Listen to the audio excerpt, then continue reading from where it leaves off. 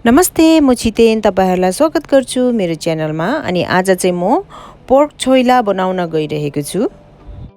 अनि यो छोइलाको रेसिपी पनि एकदमै सजिलो छ बनाउनमा। तपाईहरुले घरमै मज्जाले बनाएर खान सक्नुहुनेछ। र यदि मेरो च्यानलमा नयाँ हुनुहुन्छ भने प्लिज च्यानललाई सब्स्क्राइब गरिदिनु चाहिँ नबिर्सिदिनुहोस् है। अनि यो भिडियोलाई लाइक पनि गरिदिनुहोस्।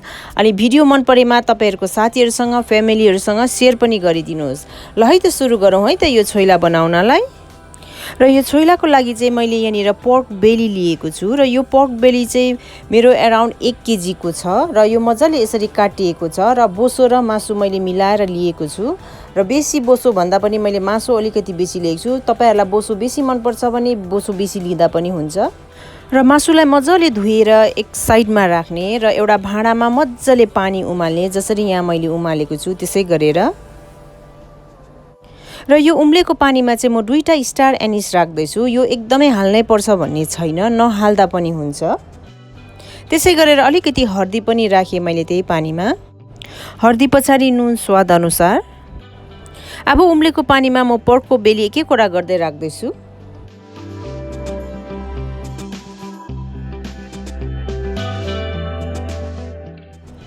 अब ढकनी लाएर 15 मिनेट चाहिँ म यसलाई मजाले उमाल्छु।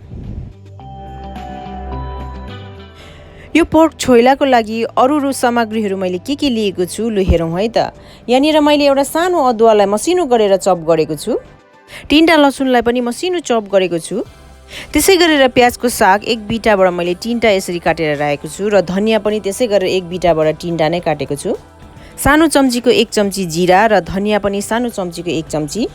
सुक्खा खोर्सानी 5वटा लिएको छु। तपाईहरुलाई पिरो कतिको मन पर्छ त्यही अनुसार लिँदा हुन्छ। हर्दी सानो चम्चीको आधा चम्ची। धुलो खोर्सानी सानो चम्चीको 1 चम्ची। 60 ml तोरीको तेल र एउटा ठुलो टमाटर लिएको छु। र यो मासु 15 मिनेट मैले उमालिसके र यो मासु अब मेरो रेडी भइसकेको छ। र अब यसलाई म अलिकति अर्कोपट्टि पनि पल्टाउँछु र यसलाई म एउटा प्लेटमा निकालेर साइडमा राख्छु। ल अब म चाहिँ यो पोर्क बेलीलाई फ्राई गर्न गइरहेको छु। त्यसैले मैले यो तावालाई मज्जाले तताइसकेको छु। र त्यसमा अब म एक एकवटा गर्दै यो पोर्क बेलीलाई राख्दैछु। जति क्रिस्पी तपाईले यो पोर्क बेली फ्राई गर्नुहुन्छ त्यति नै स्वादिलो तपाईको छोइला बनिन्छ। र पहिला चाहिँ म यसलाई मिडियम टु लो फ्लेममा नै फ्राई गर्दैछु, किनभने यसको मैले यहाँनिर तेल लगाएको छुइनँ। र यदि तपाईहरुलाई जरुरी भयो तेल लाउनै पर्ने भयो भने हल्का अलिकति तेल लगाएर पनि तपाईले यसलाई डाम्न सक्नुहुन्छ। र मैले यहाँनिर तेल नलगाइकिन राखेको छु। अब एकछिनबाट यही बोसो नै बिलेर यो पुरा तेल निस्किन्छ। त्यही भएर अहिले चाहिँ म मिडियम लो फ्लेममा नै यसलाई फ्राई गर्दैछु।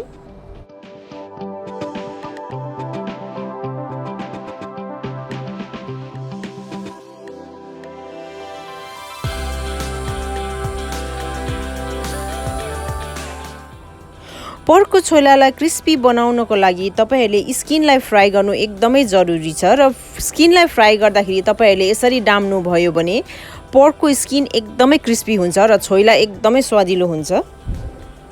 र मासुलाई फ्राई गर्दाखेरि अलिकति होशियार गरेर र टाढा बसेर नै फ्राई गर्नुहोला, किनभने यसरी मासु फ्राई गर्दाखेरि मासुमा भएको तेललाई बाहिर पड्केर आउने डर हुन्छ।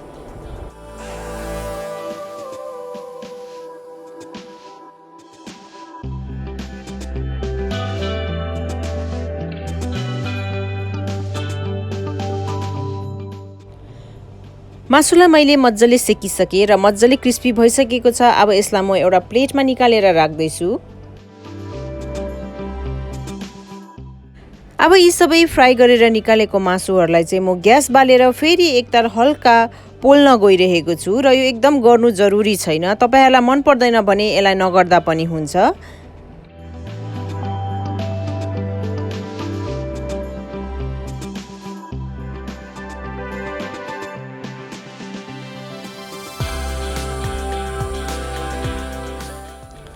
अब एउटा प्यान लिने, प्यानमा यो धनिया र जिरा राखेर मजाले भुट्ने।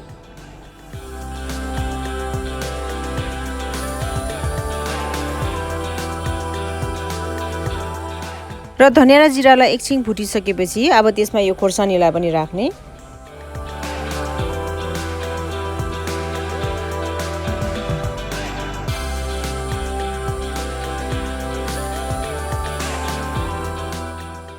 अब यी मसलालाई सिलौटो अथवा ग्राइन्डरमा राखेर पिस्न पनि सक्नुहुन्छ।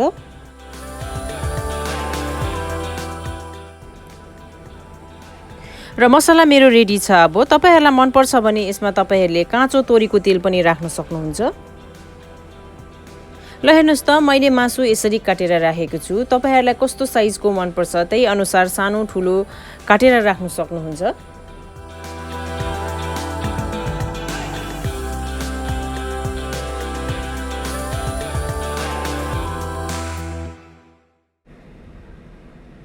र अब म यो टमाटरलाई चाहिँ पोल्न गइरहेको छु। र पोलेको टमाटरको छोइलामा स्वाद एकदमै राम्रो आउँछ। त्यही भएर मैले यो पोलेर हाल्न गइरहेको छु। र यसलाई पनि तपाईहरुले सिलौटो अथवा ग्राइन्डरमा मजाले ग्राइन्ड गर्न सक्नुहुन्छ। अब सबै कुरो रेडी भइसकेको छ। मासु पनि मैले काटेर रेडी गरेर एउटा बोलमा राखिसकेको छु। अब यसमा म स्वाद अनुसार नुन राख्दै छु। नुन सँगसँगै यो लसुनलाई पनि राखिदिउँ।